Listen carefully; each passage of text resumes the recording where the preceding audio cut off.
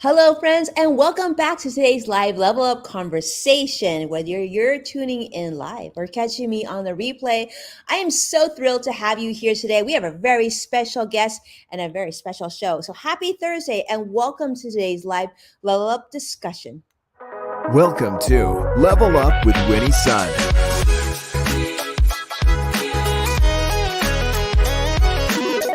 Market updates.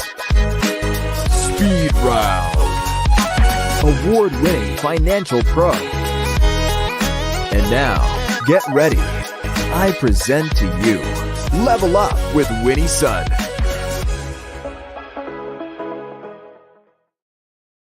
Hello, friends. I'm Winnie Sun, your host, award winning financial pro, Forbes contributor, and a CNBC council member.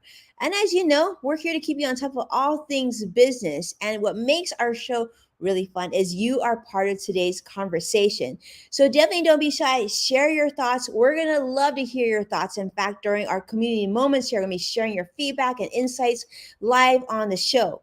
But you know how we always start, and that's by telling you how the market did today and how it closed. Because it closed just a few minutes, I should say, quite a few minutes ago. But the Dow closed up 383 points.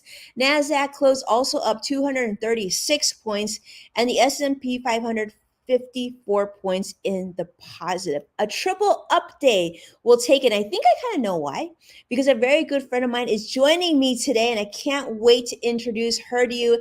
And that's probably why, like, the sun's out, all this positivity, the market's doing well.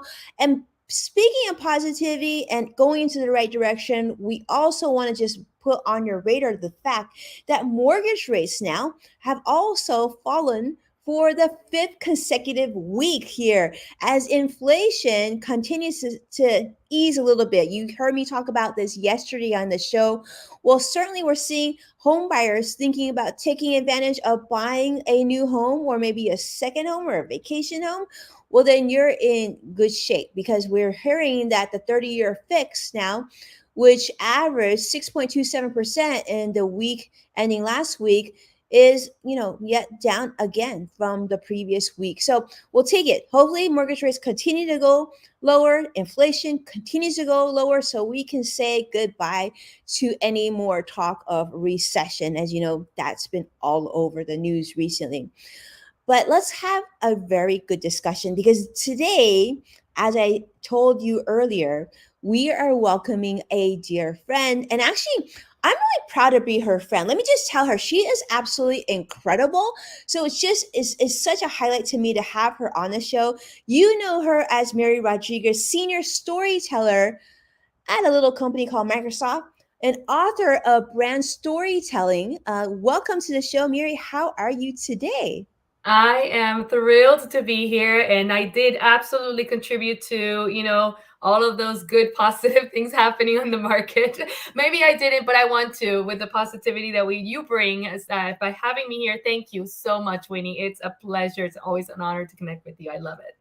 Oh, I love it. I love you. And I love having you on our show because you are a complete powerhouse. I got to talk about this because we're going to love on you a little bit. We know you as a globally recognized storyteller, best-selling author of brand storytelling. And let's just say we have another special book coming out in June. I'm going to have Mary tell us all about that. But Yeah. she's also owner of Be Mindful, Be Happy, 15 plus years of expertise. She started when she was the ripe age of 5, and valuable industry consulting insights. And as you can tell, she's light, she's authentic, she is kind, and she's an award-winning powerhouse, several awards in digital marketing, the customer's experience, and she's also ranked as the who's who top in demand speaker at the biggest industry conferences, which we're going to talk about, Mary. We got to talk about that a little bit. Yeah. Social advocacy, philanthropic work, volunteering, but all this, it goes on and on. But one of the things I will say is everybody that I know that knows Mary loves Mary. So if you're watching and you don't, I don't know what to tell you. It won't be okay. But she currently serves as senior storyteller for Microsoft for Yes. state and local government. Yeah. Um, Mary, how do you even do all the things that you do every day? how do you do all the things that you do, Winnie? I think it's all of us are doing so many things. It's this idea that we can, we can be and people. We can be this and that and all the things in between. I think especially during COVID, we had an awakening, at a human level of like, hey, life is short. We gotta do all the things. We gotta explore. We gotta try. And so, yeah, it's fun when you're busy. You get busier and you do more things, but all in balance of who you want to become, who you're doing this for. I think that's really important to ask yourself. That mission that you have, that purpose, is really important. So have it. Do all the things with purpose. I think it's important. I love that. Have a mission, Yeah. and that way it can kind of serve you. But Mary, let's catch up a little bit. Okay. Tell me what you've been up to. Now, of course, I follow you on social. I'm follow you on the Adobe Insiders group as Yeah. well. I know you just got back from speaking at Adobe, but that's not the only place that you've been speaking at, Mary. Can No. you tell me, like, let's rewind a little bit and Yeah. tell me where you've been, what you've been doing, where you've been speaking, and what Yeah. your sort of frequent flyer miles shows. It feels like a whole lot these days. I have to say it's yeah, I didn't come into 2023 expecting so much demand for speaking engagements. I think what happened was, I came out with this chat GPT idea of how to do storytelling with AI, powered by AI, and it just took off. I mean, we're all exploring this new technology. I know we're going to get to talk about it in a little bit, but that just, everyone wants to hear about it. And so, yeah, I'll be speaking at Meltwater Summit. I'll be speaking. I was at Reagan Disney. I've been at Adobe. My every week it seems like there's so many different conferences happening. I'm actually excited to say that they're in person as well, because we missed so much of that, during the lockdown. And so it's nice that it's coming back, that people are connecting and really attending these conferences online. I'll be in Stockholm as well for the tech show in Stockholm. So many different Greece. I'll be in Greece as well. There's so many places, all for the good cause of great communication and great branding, empowered by AI, which everybody's really curious about. Powered by AI, but Yeah. visited by Miri, and with a very busy passport to boot. I Yes. love this.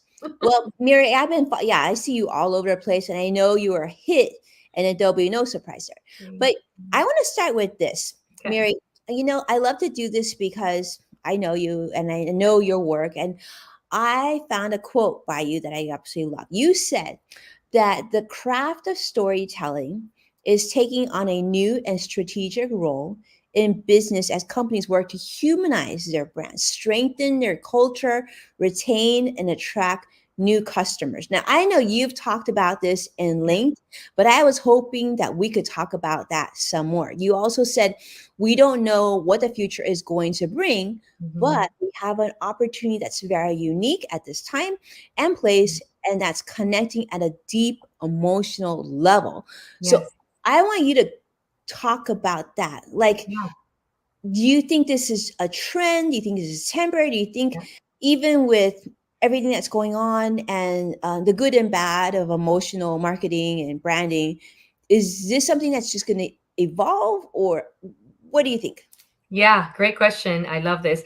So I'll start by saying definitely not a trend. And it's a long-term approach. It is not marketing, and it can be used as marketing. But when I talk about storytelling, specifically brand storytelling, it is that strategy, that ingrained long-term strategy for a business to take a look at their origin story and continue to remind their customers time and time again, forever, who they are, why they exist, what their core values are, what their mission is, why they're changing, why they're rebranding, why they're not rebranding, how they've chosen a stance against something or for something. The brand storytelling approach really is the underlining mission always being shared at every level, at every customer point of sale level, at every customer success idea and connection. Every single point where the customer is connecting with the brand, it's a reminder of why you're still connected to this brand, the brand love, why you love this brand, the loyalty you have to the brand. And so a lot of people have taken this idea of storytelling and said, oh, we're going to go tell stories. Yes, you can, and it's a great tool for communications and for marketing. But truly, when you are engaging from a strategy perspective in brand storytelling, you are drawing out, you're really creating this long-term strategy of how we are going to show up time and time again through the trends, through the ups and downs. We actually, the social media trends right now for 2023, there's a social media recession happening. Year over year, 23% of people have actually, 20% of social media users are now going to email to connect through email versus actual social channels, which is unheard of. So we are seeing some kind of retreat from social channels, and we will see the next thing in terms of in terms of technology and how we're connecting with each other. But storytelling really is the baseline of how we connect. When a brand decides to make a change, when a brand decides to evolve, which we are all evolving, we're continuously evolving, the why of that is important to explain. And so that's how it's going to play out time and time again. It is the continuous reminder of connectedness, of why we exist, why you love us. Let me tell you again why you love this brand, kind of thing.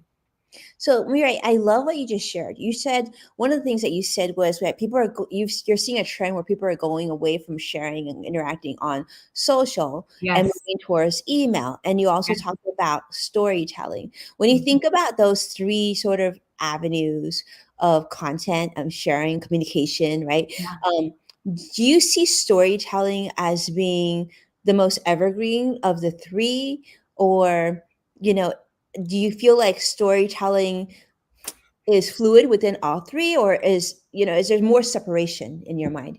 It isn't. There's no separation. The evergreen content is always the story, and you can parse it out as you want in different channels. You can make smaller stories, and you can create different storylines. But truly, think of a great brand to think about is Coca-Cola. Coca-Cola has done a great job to create. If you go to their website, you'll see pages and pages of content about their story. I mean, storylines, their history, their brand, and how they got there, and how it continues to be. And so it's an evergreen content site where you will always find the story of Coca-Cola, the origin story. And then they go on and they create different microsites, and they remind us, of the story, of the nostalgia of the brand itself.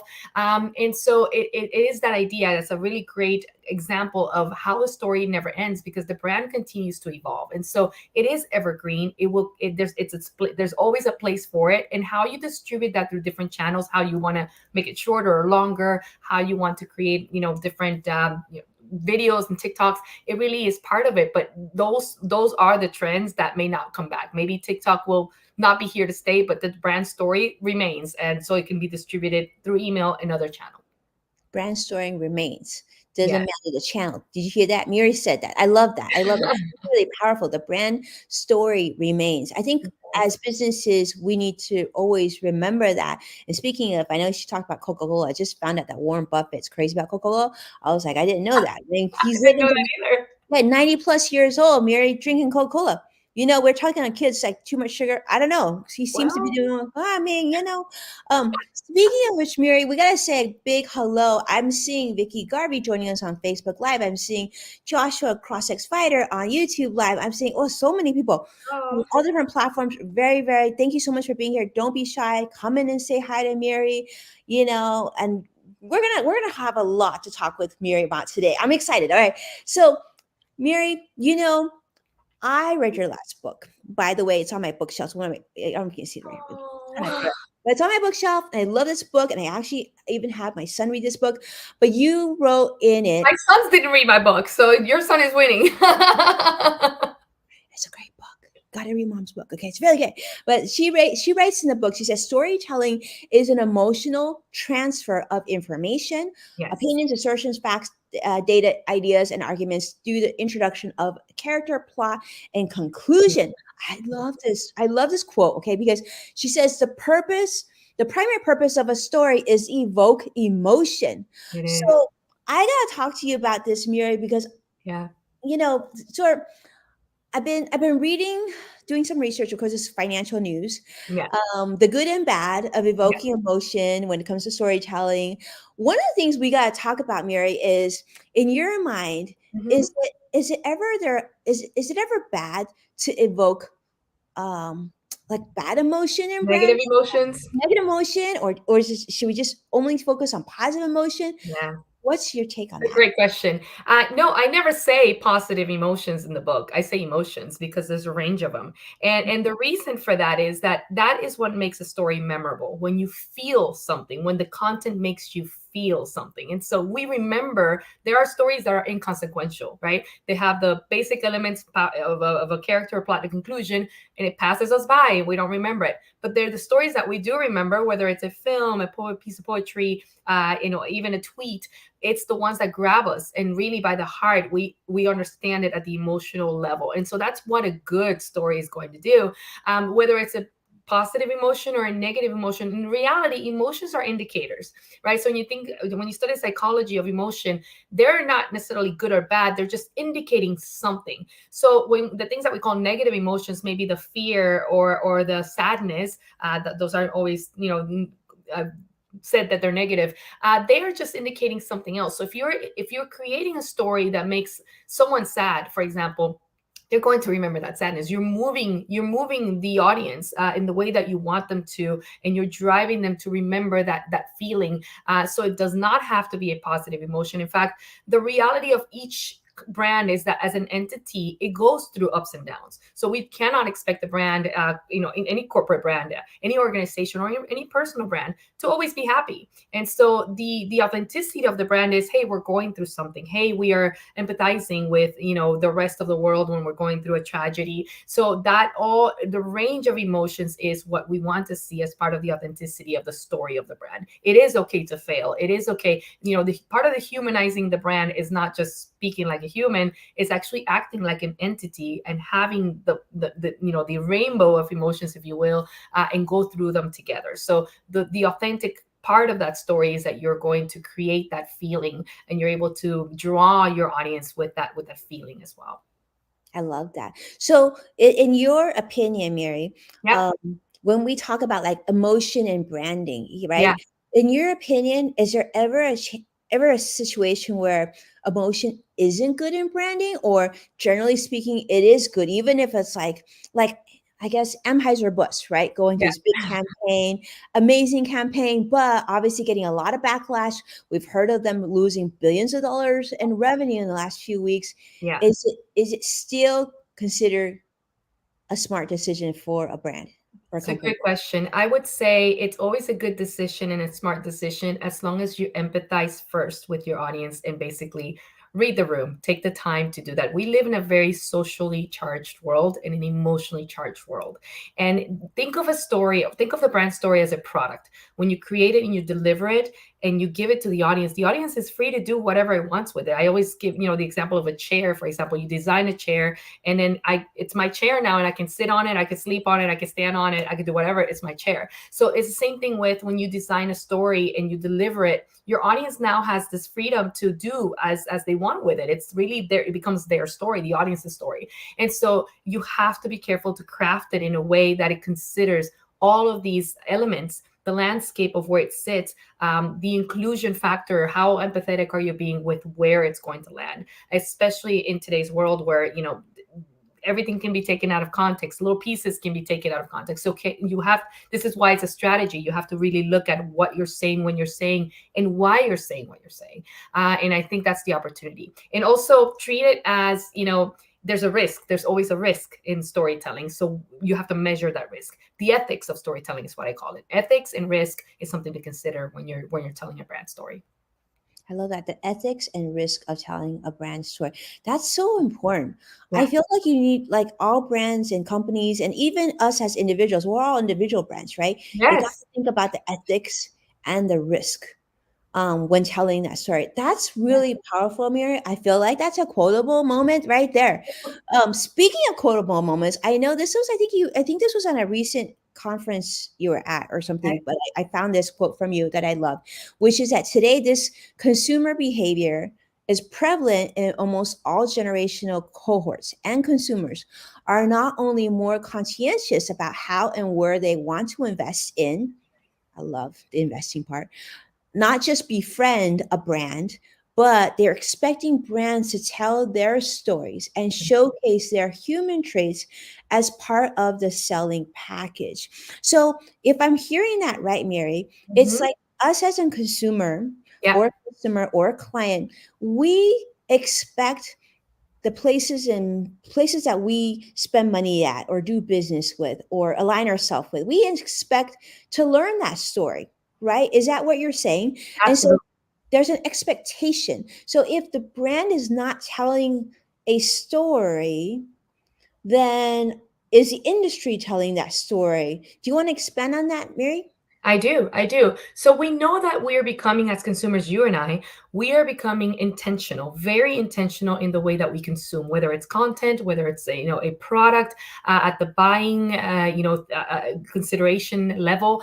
All of these moments where we can interact with a brand, we are considering many things. And one of those very pivotal things that for us has been, critical now is, what is that story behind what I'm buying? What am I funding with what I'm consuming? And if we find out that the brand is, for example, has a stance for a political party that we don't agree with, we may not even purchase the product. I mean, that's how intentional we're being today, even more than younger generations. There's a lot of buying consideration before we actually buy a product or consume a product. So at the story, as the brand storytelling level, it is important, and that's why it's so critical, really, that the brand will take time to create that story. Because you're right, Winnie, if you're not telling the story, somebody else is. It's the same thing with the personal brand. If you're not creating the content that you want people to associate you with, to brand you with or next to, when those psychological associations happen, then somebody else will do that. And so it is important that the brand take the time, the responsibility to own that, to own their story, and really continue to remind, again, consumers why they exist, who they are, and those associations that you want to be part of when they say this brand, it equates this in their mind, because there's other people creating other stories about your brand. So you want to be the prevalent one. You want to be the direction, the thought leader in that storytelling. And consumers know this, and we know this, and we look for those specifications of, what does this brand stand for? What is the ethical? What is the corporate social responsibility that they have? Who are they funding? How ethical they are in their supply chain, for example. We're being very, very careful with all these things. So these are opportunities for a brand to create that story. You'll never run out of content. You can always speak about your green, mission for 2025. You can talk about your aspirations to be 100% carbon neutral. You can talk about why you are, how you're being more inclusive in the diversity inclusive front. I mean, there's so many different levels that we're thinking about why a brand and why I'm purchasing and why I'm consuming. And the more that the brand can give the consumer, the more we are informed to make that decision. The more the brand can give to the consumer, the more like educated we are to be able to make that decision. Really powerful stuff. I had to really listen. I'm gonna have to replay that again, Mary, because I learned so much in just that answer alone. And I know many of you are watching. Vicky is saying golden nugget moment.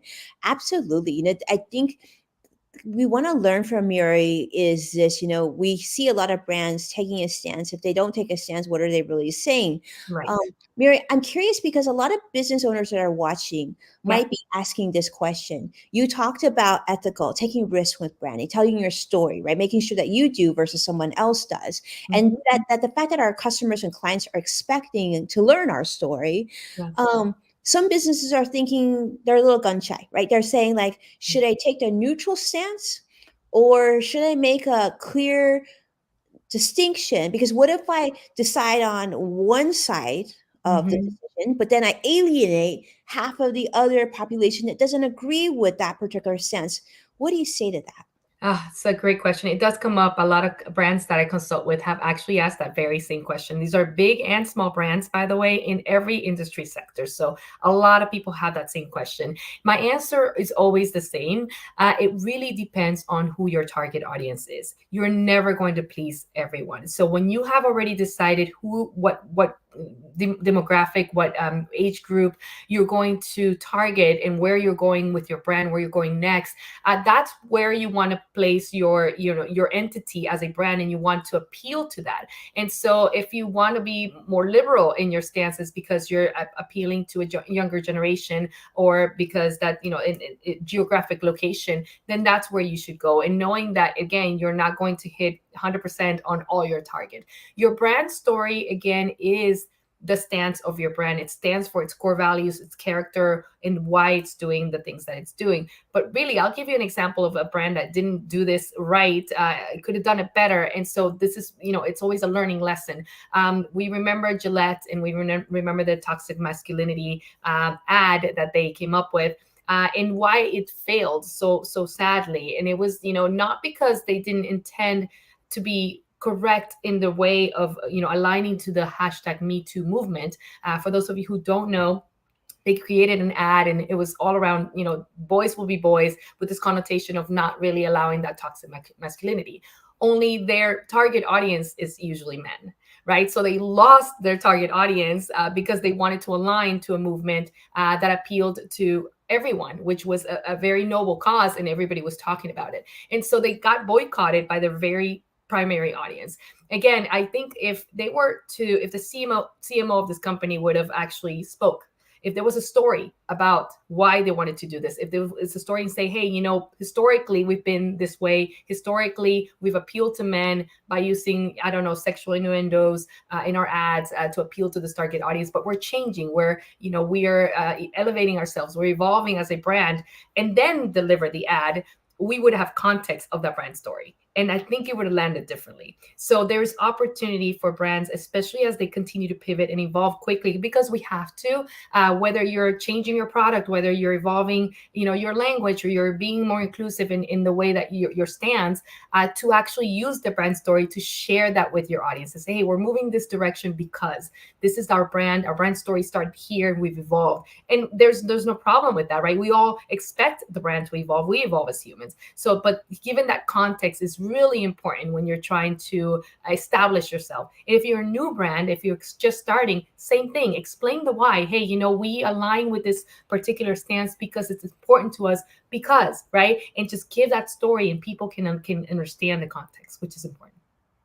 See, Mira, I'm so glad you shared this, because I think that we have seen a lot of brands and companies say, well, if I want to appeal to that next generation, the millennials, the Gen Yeah. Zers, well, they only want snackable content. They Mhm. want a slogan. They want something fast. They don't have that much of attention. But you're sharing a perfect example of Gillette, where if they had been a little bit more thoughtful and maybe had set the stage, like I think, Mira, you had said earlier, read the room, read your audience, know who it is that you're appealing to. If you had built that up, told me the backstory to Mhm. where you got to where you get, I would have been more understanding of why you're pivoting your brand at this moment. Right. Um, Mary, do you find that to be a challenge, where because of the TikToks of the world and shorts of the world, that brands are sort of confused sometimes of like, where do I go? I mean, I want to appeal to that next generation, but I feel like I don't have time to like tell them why I'm doing it. I should just go do it. Yeah. Like, I'm looking at the Anheuser-Busch and what they did. I'm Yeah. thinking their intentions were right here. Sure. Maybe they could have packaged it a little different. Miriam, what do you think? Yeah, absolutely. And exactly what I was just saying as the example for Gillette. There is that balance, right? So yes, we want to appeal to the newer generations. Yes, we want to get on the trends, but trends are trends for that reason. They're called trends. They're going to be done quickly. And so the balance is really, even the new generations. I'll tell you this because I actually do the homework. I do the analysis here for demographic. They do want to learn more. They do read more when they want to understand more about a brand, and they actually find information. They are asking their friends. They're going on, on search engines. They're asking ChatGPT. So, if you, let's say you want to go and hit this target audience on TikTok, and you have that website link, and they're going to go on the website, that's the opportunity, right? So you don't have to give the story all around in a 20-second reel, but you can direct them to where they're going to find more information, and they're going to have the right information about the brand. So let's say something is taken out of context. Let's say talk about Anheuser-Busch, and they had this information in the press release, or they shared their why, the CEO came on board and had a video about it. They can link that back and say, hey, here's more about our why. Here's why we decided this. Here's our thought process, or whatever the case, our creative process. And so again, it gives context, especially in today's world where things are just kind of, given to us by meal pieces here. And so the brand story will be there's always an opportunity for us to make it our true north, our source of truth, and always tie back to that every single time we have an opportunity to kind of center our consumers into what the brand is about. So yes, explore all the channels, explore the the snackable content, and do appeal to those audiences, always bringing them back to the source of truth. Disney's another brand that does this very well. Burt's Bees is another brand that does this. They spend time just reminding us, hey, you can always check us out, and what comes out of this is going to be a consistent approach to who we are, who we've been, and where we're going. So there's a direction, there's a story that we're aligning to, which makes sense. Which makes sense, and it makes sense that Disney would be incredible brand storytellers because Yes. they're really good at telling us stories. But I love what you said about centering that sort of story and having like a central theme and something we can look back to, and even if like it just gives us more depth to whatever short information is going out there Yeah, the today. And snippets, right? The snippets of that's information. Yeah. yeah, yes, Mary. This is why, like for those of you watching, you can see like you need a dose of Mary in your life constantly, especially if you're a big brand. Love You you. need her on speed dial. I want to talk about this is trends. You talked about this a little bit earlier. You're saying you're seeing a trend where people are sharing more on social. Now they're sort of going towards email for that more Yeah. intimate, connection. You talked about that a little bit, but we need to talk more about also trends in storytelling and social media because Mhm. you and I are both very, very active on Twitter, Yeah. and what's happening there with Yes. crazy. But what other trends should we be mindful of and paying attention to, Mary? Yeah. So we actually touched on it a little bit. We're calling that buying. Consumers are buying very. They're being very intentional. They're intentional buyers. There's something called with wallets. Now it escaped me, but it's basically this idea that, again, explaining the why behind each product is important. So when you talk about storytelling, don't just talk about the features, talk about the why. Speaks to accessibility. It speaks to inclusion. It speaks to why, at the product level, we decided to create a new feature. We decided to create a new product, not just the beauty of the product. And that actually ties into the mission of the brand. So we're looking at trends like people are saying, okay, I love this product, but I'm going to go look at one that looks exactly like it. And if this one has a lot more story behind it, I might purchase this one because I'm now emotionally connected to that story, right? So we're buying the story and the product. We're not just buying the product. And so there's a lot to be said about companies that are taking the time when you go in and you click on that menu and look at the features. It's really giving you a whole story about why this was created, why it's important. Is there an inclusion aspect to this? Did they think about a new demographic here that they hadn't thought about it? So they're evolving and they're innovating. That's the story. There's another trend in storytelling. It's actually called, it's storytelling and marketing, I should say, all together. And this is about no creepy marketing. Again, storytelling can be a marketing tool. It really is not, but it can be used for effective marketing. When you think about the way that where consumers are thinking of creepy marketing, is now that we have a lot of information at hand, and now that we're including AI, I know we're going to get into that, but AI is coming in as well as a helper, and so this information is coming fast.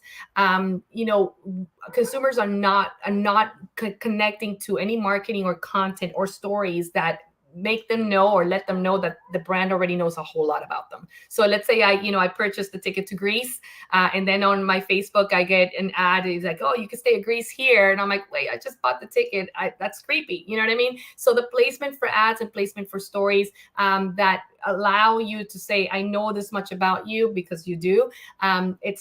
It's not trending well, and so we have to be very careful on how we're coming into the story. Again, think back of general ideas. When we think about personalization, it's no longer, hey, we know you're going to Greece. It's, hey, we know you'd like to vacation. So a general idea and painting the picture instead of just saying, I know this information about you because we have it. So it's something that that consumers don't want. And the last one is what I'm calling content situationships. So if you've been modernly dating, content, situationship is a thing. It's basically this idea that people are they're not in a full relationship, but they don't know, they're together, but they're not labeling it. So consumers are now expecting brands to connect with them at a relational level, but not so much so that they can say, hey, I'm committed to you back. So they want the brand to flirt with them and to be connected and know a little bit about them, Not enough to be creepy though, but also to form a relationship, and it's actually coming from the brand, not from the consumer. So we're seeing this kind of trend of like, hey, we are reaching out, and now we have the tools. AI is now a tool that we can really personalize content based on the user behavior, based on the on so many things. So we can really get connected at a level where we're feeling like we're building a relationship. It's not creepy, but it's like, hey, we really want to connect with you at a personalized level. I sort of love that. So basically, what I've just heard very clearly, like Yeah, I'm so glad that you brought in AI, Mary. By the way, yeah. because it's powerful. So it's like using AI to like obviously connect with the consumer, the client, but let's definitely emphasize the creepiness, right? Nobody wants a stalker. No one wants like Mary's going to Greece. You don't need to like tell her like distinctly where she Where I should could be, say where hotel, which she should be at that every given moment, because that's really creepy. it But is. right, but the taking something more narrow and actually blooming it to something more general Yeah, feels less creepy and is more. I mean, it's almost like it's counterintuitive, Mary, because it for is years we've been hearing about you need to be more personalized in your personal. marketing, very specific, right? Yeah, it is. It is counterintuitive. And this is, I think, you have smart consumers. And so we know it's an ad and we know it's, so we're going to turn it off. So if you really want to connect at a personal level, if I'm talking to you personally, you've read my quotes, you've read my book, but you don't come at me creepy, right? You're like, hey, Miri. And I'm like, whoa, that's creepy. So there's this empathy, there's this real connection, there's a human interaction that we're having. And that's how it should feel with our consumers is, hey, we know they might be going to Greece, they like But vacation, I'm or not they're showing up. so and there's also social media being used. So another trend really is brands are using social media not only to deliver content but to understand what is happening in the landscape. So I really encourage brands to take an assessment, understand if you're not on TikTok because that's not your market yet, at least get on TikTok to understand what's happening there. What are the what are the content strategies that are going on? How are people monetizing content or not? What is happening? So understand landscapes, because you might you might have to move swiftly. We don't things are happening so fast, and so new channels may be coming out and you want to move out quickly. I would say email marketing continues to be the strength of marketing in general. Marketing trend, it continues to be top of the list. So if you have good content, if you have a good story for your brand, that's every newsletter. I mean, you can every time you have a newsletter, you can continue to remind your consumers why your brand, what your brand is doing, how it's doing it, and and all the mission around it. So This is so powerful, Mary. And let me ask you this yeah. content situationships, which you just mentioned earlier, right? Is this going to be in the new book? Because I mean, I haven't seen it yet because it's not out yet. I know. It And like, is, I'm gonna actually, it is. ask a part for pre-order, Mary. Yeah, are you trademarking this? Because I feel like this is a Mary trademark here. I am. It's actually I'm coining it, and it's called the content situationship. So yeah, I the book is coming out. It's a second edition for brand storytelling, and actually the reason I decided to rewrite the book and really write new chapters is because by demand, people are like, hey Miri, I love brand storytelling, but I want to do this. I want to have a workbook. So this is actually, it has a workbook in the end where you can plug in each of these ideas. And one of the things that you'll love, Winnie, is that it actually has a framework for you to decide and help your marketing folks and your communications folks decide what feelings you want to create with your content. So it's basically like a feeling analysis type framework where you can actually say, hey, we want to scare people. So it doesn't have to be a good feeling. It could be a bad feeling, but you can actually say why. Our intention is we want to scare them into whatever. We want to inspire them into anything. So it's a really fun workbook included that I'm really proud that, I was able to share with people. So I'm excited for it. It's so long way to wait till end of June, Mary. Yes, I I'm mean, sorry. Well, I think you can pre-order. You can pre-order now. It's available for pre-sale, and I think it's you gonna. know it's coming. I'm like, I need my own copy soon. But yeah, it's. I think you can pre-order. If you pre-order, it might come out for you a month before, so May. So almost here, May.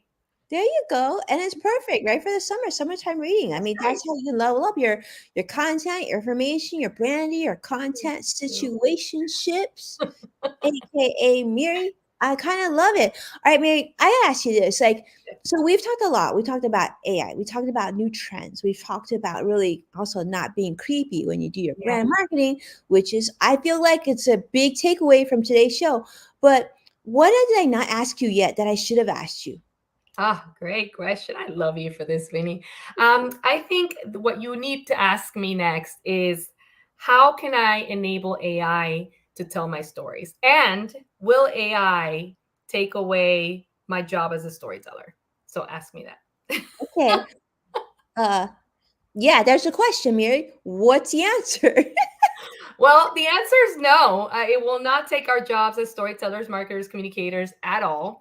Okay, AI good. will actually enable a lot more operational work for us and let us be more creative. And so I think a lot of people are that are exploring, and I am one of them in this space as a storyteller. I can tell you, I've befriended my AI. Actually Me gave it too. a name and everything, and I'm having this relationship with it. And what I'm learning more and more as I test these capabilities is that first of all, we feed it, it's going to give us back what we feed it. And so one of the things that you talk about trends, one of the things that I know for storytellers that are becoming storytellers, one of the hard skill sets you're going to have in order to really enable AI will be research. Research and analysis will be paramount for you to really understand what you're feeding it and what it's giving you back for that you can get the content that you want. Now, I don't think we will ever have AI give us 100%, and this is why. AI right now can actually create, it can create information out of data, right? Data, it can actually build data from data's information, but it will not be able to do information to insight, because insight is that sentient thing that you and I have, is the human thing that you and I have. And so that's the lived experience, that's the historic accounts, that is the connections in the relationships we have with people. And so it doesn't have that, we have to feed it that. So I've explored a lot. I probably get at best, I don't know, right now with ChatGPT 4, maybe 50% of really good content, and then I have to actually take that and make it mine.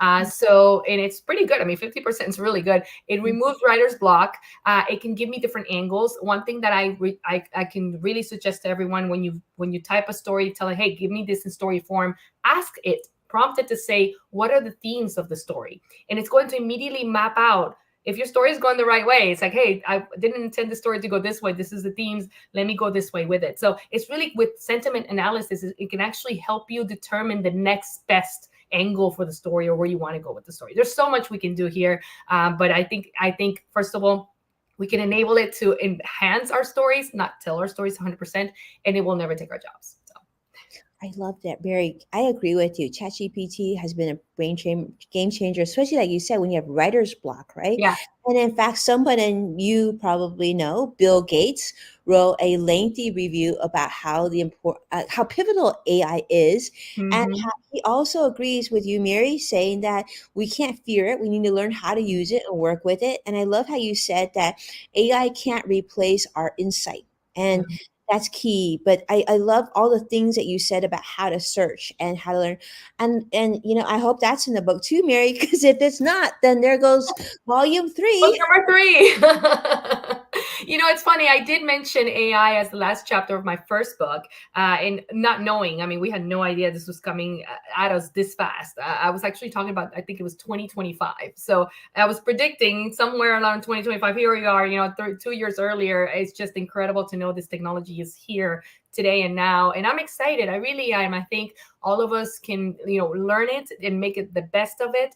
Just as any new technology, I think of it, I honestly believe it's the next revolution outside from when the internet was born and then social media. This is the next thing. And so where that's going to take us in our content, in delivering this to our consumers, how they're going to consume this, is also to be said and to be seen. And so I think we have an opportunity to start exploring it more and more as brands, and really playing with it. I've done demos, and people are like, whoa, this is fascinating. I'm like, it's changing my life. Absolutely. It's going to change your life. Get on it. I mean, just really try it. It's incredible.